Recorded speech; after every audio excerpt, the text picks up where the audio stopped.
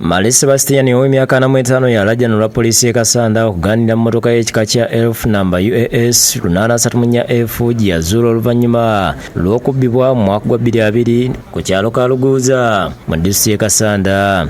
Ategeeza nti emmotoka ye yasimbulwa abantu abataategeerekeka mu luggya we yali ebeera ku kyalo ka Luguuza nga mu kiseera ekyo nti Male yali mu kufuna bujjanjabi obw'amagulu agaali gaamenyeka. Bwe nagenda n'engwa ne mmenyeko obulago emmotoka n'esigala ng'ekoze eki ngiri mu luggya kati bo mu luggya bajja ne bagikola ki ne bagisimbula ne bagikola ki ne bagitwala. Agamba nti abantu be bagenda ne baloopa ku poliisi era omuyigo ku mmotoka ne gutandika kyokka nebula. Era abandika abandi mu kunzijjanja babo be bagenda Kasanda ne bakola ki ne balipootinga nze ntandise okutambulamu ng'omwaka gukoze eki nga guyiseewo. Mu Gwokuna omwaka guno Male yalaba mmotoka ye ng'evugibwa mu bitundu by'e Nateete wano mu Kampala n'agigoba okutuusa lwe yagikwata ng'erimu Adam Swaibu.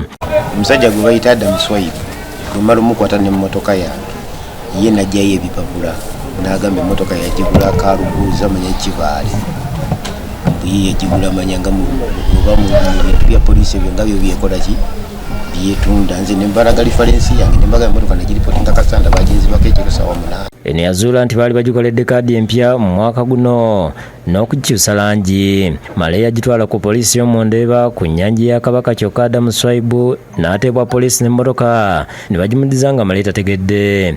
Mba nkyali awo bano abaawa mu kayanja ka Kabaka emmotoka ne bagiddizaani Adamu ye yagigula wa yagigula Ekibaale. Kino kyamwewuunyisa kuba yalina ebiwandiiko ebiraga nti emmotoka ye yabbibwa era yaddukira ku poliisi ekireka ne baddamu okukwata mmotoka eno n'etwalibwa ebuku ya Kasanda ku poliisi okutuusa olwaleero. Male agamba nti yeewubye ku poliisi okuggyayo emmotoka ye bagigaanidde ate nga n'ababbi be yaloopa poliisi yagaana okubakwata.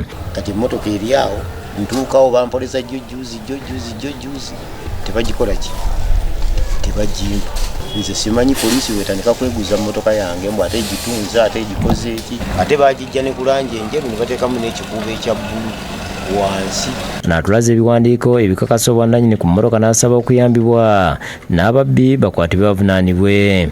Bwe bamaze okukola ebipapula byabwe ne bajjayo emmotoka ne bagiza ku luguudo nange era nengikola ki nengiraba. Ate bo bwe mbakwata mbadde mmanyi bagenda kubasiba ate bawooza oba emmotoka bagikola ki bagigula. Nsaba mmotoka yange enzirire nze nkole ebyange. Kyokka mu kwogerako ne Swaibu ku lukomo lw'essimu ategeeza nti emmotoka yagigula obukadde 25.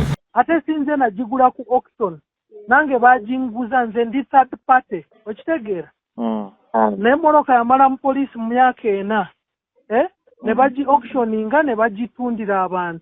Kati nze nakagigula mwaka guno January sewo. Omwogezi wa poliisi Kituuma Lusoke asabye Male okuddukira mu kitongole kya poliisi ekikwasisa empisa ayambibwe kuba bwe waba waliwo abasirikale abasiiwuuka empisa bakukolebwako. Tubadde ne incidents we abapoliisi tubasasuza amamotoka bw'okola wrong auction emmotoka olindinga ng'ogisasudde. Just only advise him to go to PSU. David Sekayombya yakusakidde Gweno ku Lwabukedde TV.